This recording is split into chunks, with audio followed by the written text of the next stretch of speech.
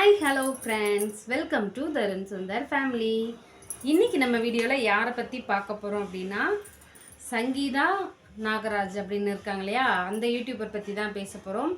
இவங்களுக்கு வந்து பார்த்திங்கன்னா ஒரு 6 லட்சத்துக்கு மேலே சப்ஸ்கிரைபர் வந்து இதில் இருக்காங்க. 7 லட்சத்துக்கிட்ட இருக்காங்க சப்ஸ்கிரைபர், வந்து 7 மில்லியன் சப்ஸ்கிரைபர் இருக்காங்க. இன்றைக்கி இவங்க சேனலை பற்றி பார்க்குறதுக்கு முன்னாடி ஒரு சின்ன அப்டேட் கொடுத்துட்றேன். நேற்று போட்ட வீடியோவில் வந்து சரி நம்ம வந்து எவ்வளோ கஷ்டப்பட்டு வந்திருக்கோம், ஒரு நம்மளால் முடிஞ்ச ஒரு 4 ஒரு 5 யூடியூபர் பேர் சொல்லுவோன்னு சொன்னேன். அதுக்கு வந்து அதாவது நல்லதுக்கு காலமே கிடையாது. அதுக்கு வந்து கமெண்டில் ஒரு பொண்ணு என்னை கேட்குது, எங்களை மாதிரி யூடியூப் பேர்லாம் சொல்ல மாட்டிங்களா, பணம் வாங்கிக்கிட்டு பேசுகிறீங்களா, இப்படிலாம் கேட்டால் நம்ம கஷ்டமாக இருக்கா இல்லையா, உதவி செய்யணும்னு நினைக்கிறவங்கள கூட இந்த மாதிரி வார்த்தைகளால் நீங்கள் பேசுனா எப்படி மற்றவங்கள பற்றி பேசுவாங்கன்னு தெரில. நான் இதே கேள்வி நான் கமெண்டில் திருப்பி கேட்கும், அந்த பொண்ணு போட்ட கமெண்டெல்லாம் பாதி அழிச்சு விட்டுருச்சு. அப்புறம் நான் பண்ண கமெண்டை ஏன் டெலீட் பண்ணீங்கன்னு கேட்டுச்சு. யூடியூப்பில் ஒரு ரூல்ஸ் இருக்குது. யூடியூப்பில் சில வார்த்தைகள் எனக்கு சப்போர்ட் பண்ணுங்கள், எனக்கு சப்ஸ்கிரைப் பண்ணுங்கள், என் சேனலை சப்போர்ட் பண்ணுங்கன்ற மாதிரி இங்கிலீஷில் எழுதுனாங்க அப்படின்னா அவங்களுடைய கமெண்ட்டை வந்து யூடியூபே அழிச்சிருவாங்க. அந்த மாதிரி செட் பண்ணுற மாதிரிலாம் இருக்குது.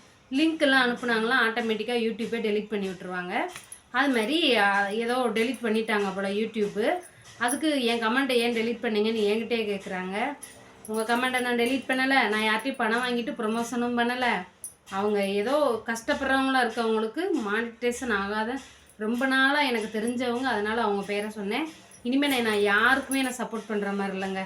இது எதுக்கு, நல்லதுக்கு பொல்லாப்பா.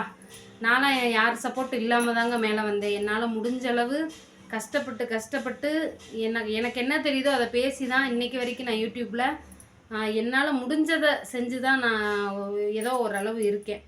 அது மாதிரி நீங்களுமே முன்னேறி வாங்க, யார்கிட்டையும் சப்போர்ட்டை எதிர்பார்க்காதீங்க, சரியா? வீடியோக்குள்ளே போகலாம். இன்றைக்கி நம்ம நாகராஜ் சங்கீதா அவங்கள பற்றி தான் பார்க்க போகிறோம். இவங்க வந்து பிறந்தது திருவண்ணாமலையில். யாருன்னா சங்கீதா.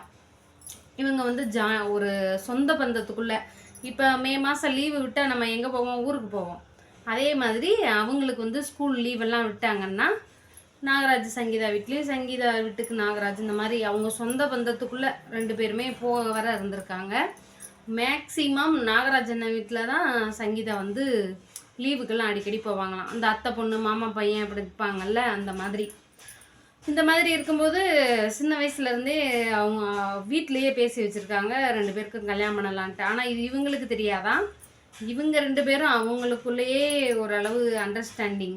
இப்போ ஒரு இடத்துக்கு போகிறதா இருந்தால் காலில் முள்ளு குத்துச்சுன்னா, அச்சுச்சோ முள்ளு குத்திருச்சு, ரோசாப்பூ, சின்ன ரோசாப்பூ காலை வைப்பாங்க பாருங்க பாதத்துக்கடியில். அந்த அளவுக்கு அவர் வந்து அஃபெக்ஷனாக இருந்திருக்கிறாரு. இவ்வளோ க்ளோஸாக இருந்தவங்க ஒரு கட்டத்தில் அவங்க வந்து ஸ்கூல் படிச்சுக்கிட்டு இருக்காங்க. யார், சங்கீதா 9th படிச்சுக்கிட்டு இருந்திருக்காங்க.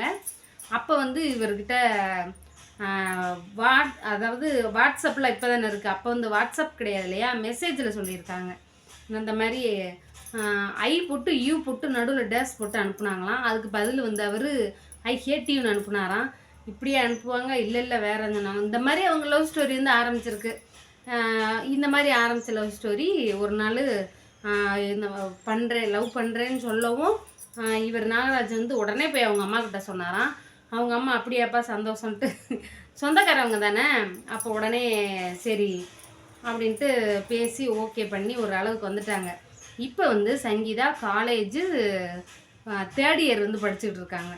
படிக்கும்போதே கல்யாணம் பண்ணி வைக்கலாம் அப்படின்னு பேசும்போது, இல்லை நான் வந்து டிகிரி கம்ப்ளீட் பண்ணணும், நான் டிகிரி கம்ப்ளீட் பண்ணாதான் கல்யாணம் பண்ணுவேன் அப்படின்ட்டு சொல்லியிருக்காங்க. இல்லை உடனே கல்யாணம் பண்ணி வைக்கணும்னு இவங்க வீட்டில் வந்து கம்பல் பண்ணியிருக்காங்க. அப்போ இவங்க 2 பேர் பேசியிருக்காங்க, இந்த மாதிரி நான் வந்து டிகிரி கம்ப்ளீட் பண்ணணும், நீங்கள் வந்து ஒரு நல்லபடியாக ஒரு ஸ்டடியான ஒரு வேலைக்கு போய் அந்த மாதிரி இருக்கலாம் அப்படின்ட்டு சரின்ட்டு இவங்க டிகிரி முடிக்கவுமே கல்யாணம் பண்ணிக்கிட்டாங்களாம். சூப்பராக கல்யாணம் பண்ணியிருக்காங்க.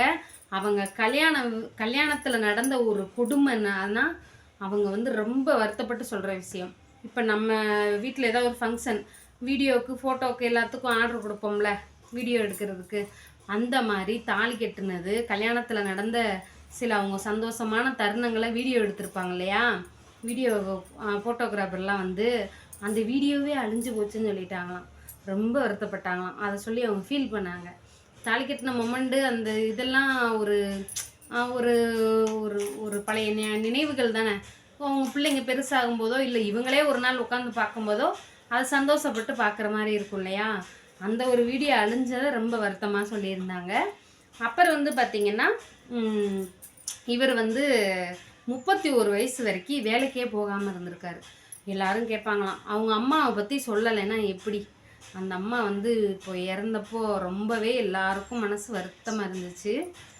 திடீர்னு அந்த அம்மா உடல்நலக்குறைவால் இறந்துட்டாங்க இல்லையா. அந்த அம்மா வந்து என் பையனை யாரும் ஏன் வேலைக்கு போகலன்னு கேட்கக்கூடாது, ரோட்டில் நின்று வீடியோ எடுத்துக்கிட்டு இருப்பாராம் யூடியூப்புக்காக. அப்போ கேட்பாங்களாம் சொந்தக்காரவங்க தெரிஞ்சவங்க, என்ன இப்படி ரோட்டில் நின்று வீடியோ எடுத்துக்கிட்டு இருக்காரு, இதெல்லாம் எங்கே உருப்படப்புன்ற மாதிரி பேசும்போது, நிறுத்துங்க, நீங்கள் என்னையை பற்றி பேசுங்க, நான் உங்களை பற்றி பேசுகிறேன்னா, என் பையனை பற்றி யாரும் எப்போயும் எதுக்கும் பேசக்கூடாது. என் பையன் அவனுக்கு எப்போ தோணுதோ அப்போ தான் வேலைக்கு போவான். அவங்க வந்து 12 வருஷம் கழித்து பிறந்திருக்காங்க. அந்த அம்மாவுக்கு 12 வருஷம் குழந்தை இல்லாமல் பிறந்தவரான் இந்த நாகராஜ் அண்ணன். அதனால் அவங்களுக்கு ரொம்பவே செல்லம் கொடுத்து வளர்த்துருக்காங்க. இவங்களுக்கு அப்புறம் ஒரு தங்கச்சி இருக்காங்க. அவங்க பேர் கூட பேர் எனக்கு ஞாபகம் இல்லை. அவங்க பேர் நல்ல ஒரு கண்ணாடிலாம் போட்டு அவங்க ஒரு நல்ல ஒரு ஃபேமிலியோட ஒரு கலகலன்னு சிரிக்கிற அளவுக்கு வீடியோலாம் எடுப்பாங்க. அந்த அளவுக்கு ஃபன்னாக தான் இருக்கும் அவங்க வீடியோ. அவங்க நாகராஜ் அவங்களுடைய 2 குழந்தைங்களுமே சரி. இப்படி இருக்கையெல்லாம் கல்யாணம் முடிஞ்சு ஒரு 3-4 மாதம் ஆகுது, இன்னும் குழந்தை இல்லையான்னு கேட்டிருக்காங்க. என்னடா அது இப்படி ஆரம்பிச்சிட்டாங்களேன்னு சொல்லிட்டு ரொம்பவே ஃபீல் பண்ணாங்களாம். யாருமே குழந்தை இல்லையான்னு கேட்காதீங்க அப்படின்ட்டு ஒரு இன்டர்வியூவில் சொல்லியிருக்காங்க. இந்த மாதிரி இவங்க வந்து இவர் வந்து வேலை இல்லாமல் இருந்திருக்காரு. ஒரு பார்ட்னர்ஷிப்பில் ஒரு வேலை பார்த்துருக்காரு. அந்த வேலை விடக்கூடிய ஒரு சூழ்நிலை. இவங்க வந்து ரிசப்ஷனிஸ்ட்டாக வேலை பார்த்துருக்காங்க சங்கீதா வந்து.